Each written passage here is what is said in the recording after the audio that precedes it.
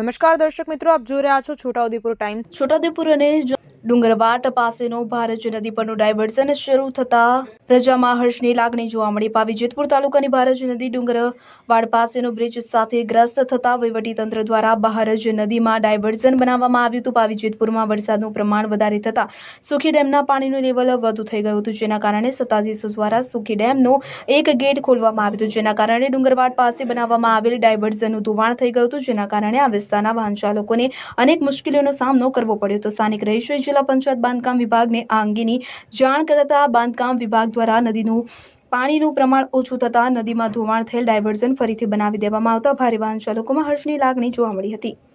નિશાંત ચૌહાણ, છોટાઉદેપુર જિલ્લાના પાવીજેતપુર તાલુકાની ભારજ નદી પરનું ડુંગરવાડ પાસેનું ડાયવર્ઝન સુખી જળાશયમાં પાણીની આવક થતાં પાણીની આવક જાળવવા અને ડેમની યોગ્યતા જાળવવા માટે સુખી ડેમમાંથી એક ગેટ ખોલવામાં આવ્યો હતો, જેનાથી ભાર વાહન માટે બનાવેલું ડાયવર્ઝન આ વધુ વરસાદના કારણે તૂટી જતા આ વિસ્તારના જે ભારવાહક વાહનો છે એના ચાલકોને અને આમ જનતાને ઘણી મોટી મુશ્કેલીઓ ઊભી થઈ હતી।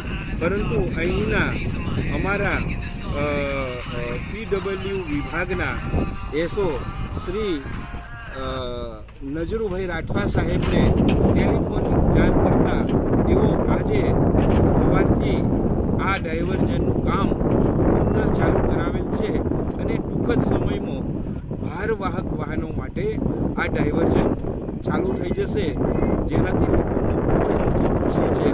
અને આ ભારજ નદીનો જે પુલ છે એમાં સરકારના ઓથોરાઇઝડ વ્યક્તિઓએ 10 ટન સુધીની જ પરવાનગી અવર જવર માટે આપેલી હોય અને આ 10 ટનથી નીચેના જે ભારવાહક વાહનો છે એને ટૂંક જ સમયમાં આરએમડી વિભાગના અધિકારીઓએ આ કામને પૂરજોશમાં ચાલુ કરતા રજૂઆતના પગલે અને ટૂંક સમયમાં આ ડાયવર્ઝન ચાલુ થશે।